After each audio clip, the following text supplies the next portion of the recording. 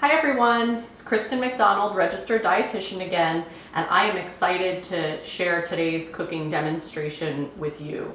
We are gearing up for Halloween weekend here in my house, and I'm sure many of you are as well, with excited kids.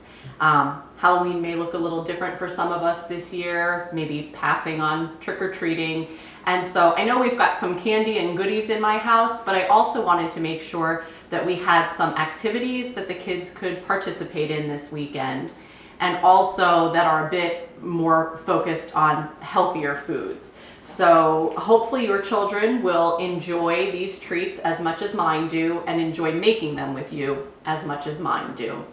To begin with, bananas and apples are two of my kids' favorite fruits, and these recipes just doctor them up a little bit.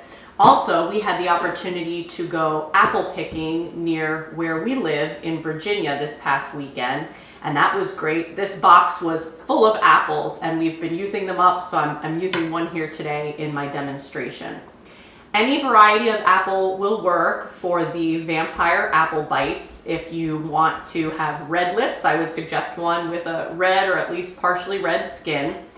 And I think I give some specific directions in the recipe about how many pieces you should be getting out of the apple, and don't worry about that. I think just as thin of a slice as you can make is great, but if they end up thicker, there's no problem with that. These recipes are easy to change around, use some substitute ingredients as well. This recipe also calls for peanut butter. Certainly if peanuts or a peanut allergy are an issue for anyone in your family, you could use sunflower seed butter. And then it's just mini marshmallows and an apple. So I already made one. You see it on the plate here, but I'm going to show you how I assembled it. I'll take this half of an apple and cut it in half again. And then I think I say to technically cut this into 4 pieces. So I'm going to try to do that, but again, if you just cut this in half and used those larger pieces for lips, I think that's fine. You could also use the nifty apple tool I used a couple weeks ago with the applesauce recipe. All right, so I have managed to cut this into 4 pieces, and they're not even at all.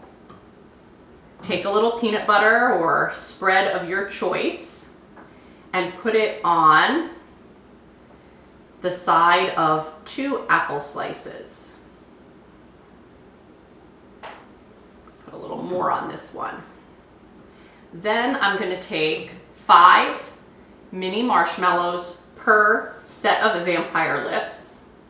I'm going to put 4 as they are, whole in the middle of the mouth. And then I'm just going to cut one in half to make fangs. And they stick to the mouth with that peanut butter. Then you take your other lip and place it on top and push down a little bit. And here's one of our vampire bites. I love these, they're really cute. So you could continue and make quite a few with just 1 apple. Then for our banana ghosts, you just take a banana and cut it in half. I have 1 half here, and dip it in a small container of vanilla yogurt. I just gave it a little stir and thought maybe the spoon would help me, but it's not even needed. You just can dip it in. And then I have mini chocolate chips here today. You could use regular sized chocolate chips or even brown M&Ms. And you're just gonna put 3 on each ghost to create 2 eyes and a mouth that's saying boo. So I'll show you one more. You can cut the banana in half and then peel it, or you could peel it and then cut it in half. Either way will work. And simply dip it in the yogurt,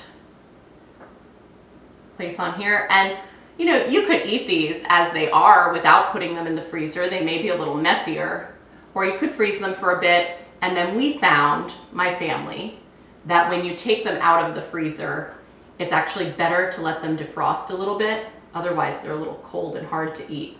But my kids love snacking on frozen bananas. I have fresh bananas, and then when they start to go, I put them in the freezer and often save them for something like a banana bread. But my kids have actually begun asking for just frozen banana for a snack. So if your kids are so-so on bananas, maybe try this snack. Frozen banana may be received better than a fresh banana. I hope your family enjoys these, and I hope you have a happy and safe Halloween.